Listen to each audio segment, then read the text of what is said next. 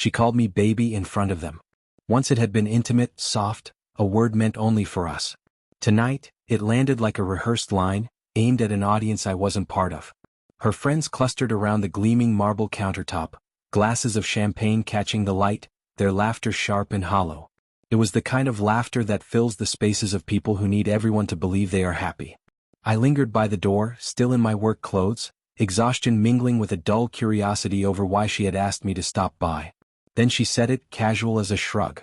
Maybe we should just end it. Her eyes didn't meet mine, they searched her friends' faces instead. He's too serious. You know how men get when they stop being fun. Their laughter escalated, cruel in its timing. Something inside me stilled, not the words themselves but the way they were delivered, the way she performed them, a show for approval, a spectacle with me as the prop. I didn't argue. I didn't scowl.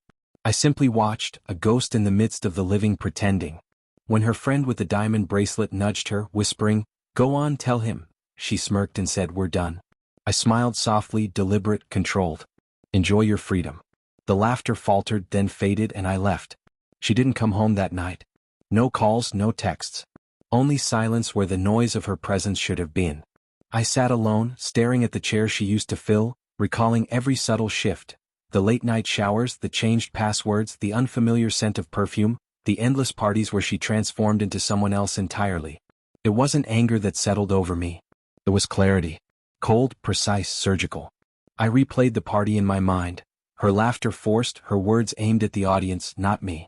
She hadn't broken up with me because of me, it was a performance, a sacrifice for attention, a deliberate humiliation. And perhaps I suspected it wasn't just about them. There was someone else. Over the next days I collected evidence. Passwords guessed from familiar patterns. Photos quietly uploaded to the cloud. Fragments of messages overlooked in her careful curation. Among them a name, Evan. Inside jokes, subtle references, a closeness hidden under layers of emojis and sarcasm. He called her mine. She called him almost. That single word told the story. They hadn't crossed the line yet, but they planned to. I waited. Days passed. I acted normal. Smiled at coworkers, nodded when asked if I was okay. She returned, contrite, tearful, spinning a story of drunken mistakes and peer dares. I listened, silent, measured. While she showered, I sent the messages to my private email, saved, erased, archived. Patience was my ally. A week later, I had the proof. Photos, hotel reservations, a recorded voice message where she laughed over the act, mocking me. I didn't confront her at home. No yelling, no tears. I waited for the next gathering. Same circle, same marble countertop. She lit up at the sight of me, radiant and composed, calculating. "Oh, you came," she said lightly. "I did," I replied.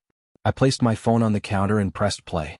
Her laughter filled the room, unmistakable, cruel, undeniable. "You should have seen his face," her voice mocked. He actually believed me. The room froze. Glasses trembled. Smiles faltered. She looked for an exit. There wasn't one. I turned and walked away. Whispers followed me, and somewhere a stifled sob. I didn't return home that night. She called, left frantic messages, apologized, threatened, then vanished into silence.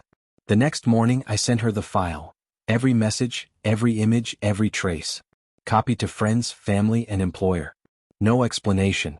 Just the truth. By evening she appeared at my office, makeup smudged, eyes swollen. "You've ruined me," she whispered. "No," I said calmly. "You ruined the reflection you wanted me to see." I only held up the mirror. Tears came then, real ones, but they moved nothing in me.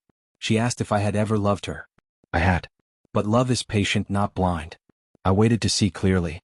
Then I closed the door. She moved out a week later, leaving behind only remnants. Gifts, photos, her perfume lingering faintly. The silence she once wielded as a weapon became her absence. I didn't miss her. I missed the illusion of her, the version I had constructed to justify my loyalty. Sometimes I replay the party in my mind, the laughter, the performance, the instant I said done. The room went silent, not because of anger but because I had stopped participating in the act. Now, when I pour a drink, I toast that moment. Endings without fireworks, clarity earned through betrayal, the calm that follows seeing someone clearly. The cruelest revenge isn't destroying someone. It's leaving them alone with the truth.